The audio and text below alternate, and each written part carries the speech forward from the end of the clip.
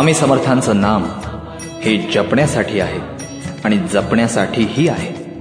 हे ज्या भक्ताला उमगलं तोच खरा भाग्यवान. स्वामी नामाचा जप आणि नामाची जपणूक या दोन्ही गोष्टींच्या आचरणानं देह स्वामीमय होणार असल्याची खुणगाट भक्तानं मनाशी पक्की बांधल्यानंतरच वटवृक्षाच्या छायेत मोक्ष मिळाला पाहिजे हे दान समर्थांकडे मागण्याचा हक्क त्याला प्राप्त होतो.